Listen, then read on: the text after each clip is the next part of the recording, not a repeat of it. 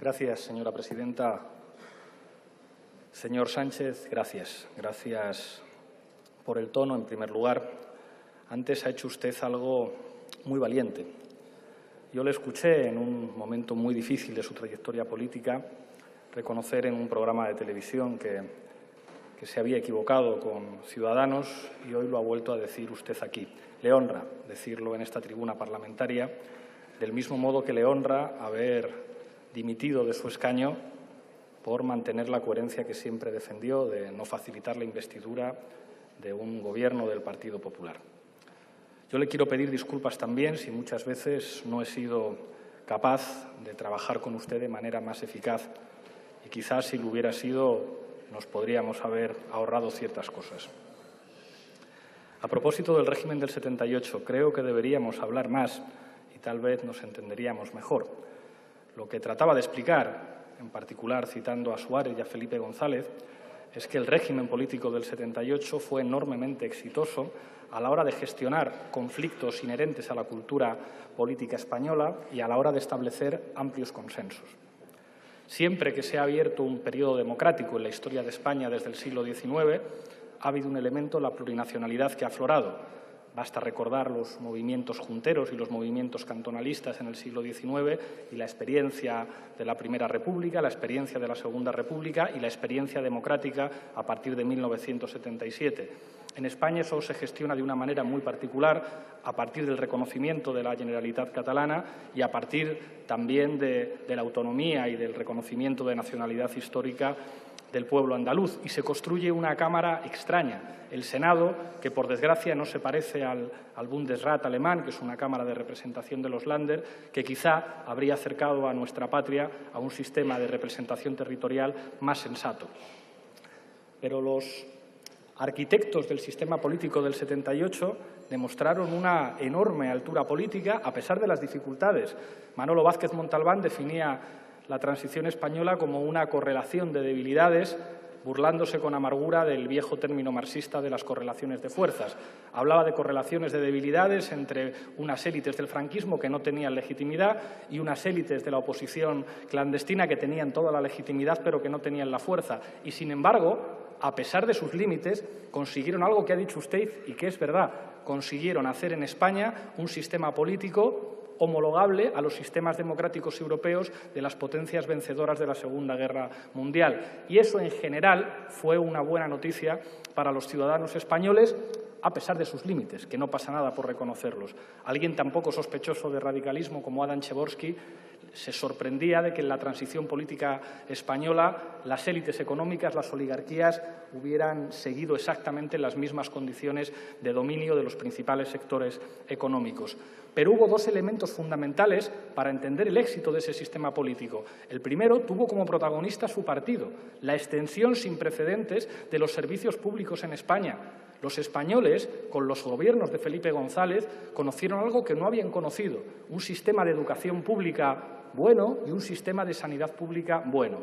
Y al mismo tiempo hubo una construcción del Estado de las autonomías que sirvió para gestionar siempre conflictivamente, pues fundamentalmente la realidad política y el ecosistema político particular catalán y el ecosistema político vasco, y también el gallego, y también entender las complejidades territoriales de otros territorios como el País Valencià, como Andalucía, como las islas. El problema, y esto es quizá en lo que no nos hemos entendido, es que esos consensos del régimen del 78 saltaron por los aires.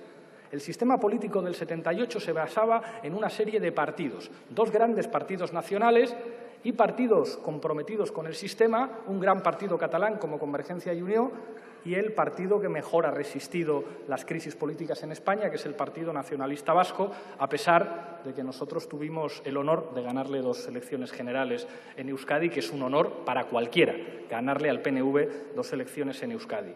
Pero en España el 15M puso encima de la mesa que había una crisis del sistema del 78, una crisis en la construcción del modelo social y al mismo tiempo puso encima de la mesa que se arrastraba una enorme crisis en el sistema territorial.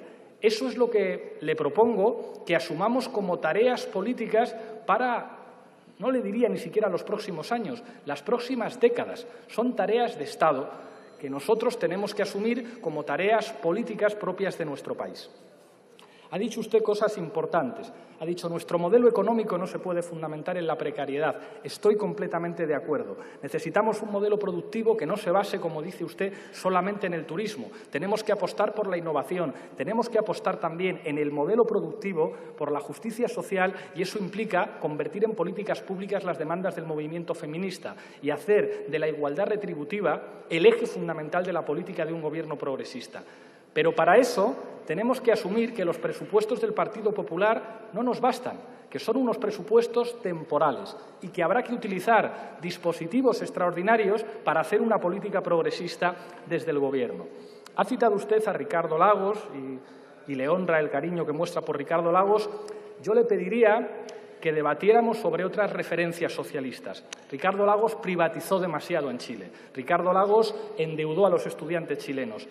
Le pediría que tomáramos ejemplo de lo que está proponiendo Jeremy Corbyn en el Reino Unido o Bernie Sanders en Estados Unidos. Uno de los problemas fundamentales de la crisis de los sistemas políticos europeos que sucedieron a la victoria antifascista en la Segunda Guerra Mundial es la crisis de la socialdemocracia, que ustedes han resistido muy bien, pero que se ha cobrado la salud de partidos socialistas en muchos países europeos.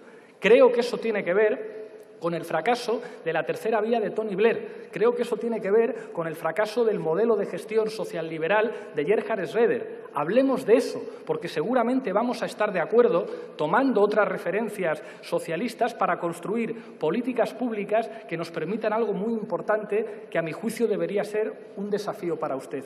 Creo que usted puede ser el primer presidente de un nuevo socialismo del sur en Europa. Somos la cuarta economía de la zona euro. Y creo que un gobierno amplio, un gobierno que pueda liderar usted, puede representar una alternativa de gestión diferente en el marco de la Unión Europea. Un país tan pequeño como Portugal, con los límites soberanos de Portugal, ha logrado convertirse en un ejemplo de que otra política es posible en Europa. Olvidémonos de las recetas de la tercera vía y tratemos de construir una política viable, sensata, pero que convierta a nuestro país en una referencia de todos los progresistas europeos. No podemos consentir que en nuestro país ocurra algo parecido a lo que está ocurriendo en Italia, algo parecido a lo que está ocurriendo en Francia o algo parecido a lo que está ocurriendo en Alemania. Y usted tiene la oportunidad de ser una referencia mundial en uno de los países más importantes de la Unión Europea para plantear una política distinta. Hemos trabajado ya juntos en comunidades autónomas y nos va bien. Hemos trabajado juntos en ayuntamientos y nos va bien. Usted ha dicho que tenemos que ir a elecciones generales. Yo le diría que lo que tenemos que hacer es ganar juntos las próximas elecciones generales.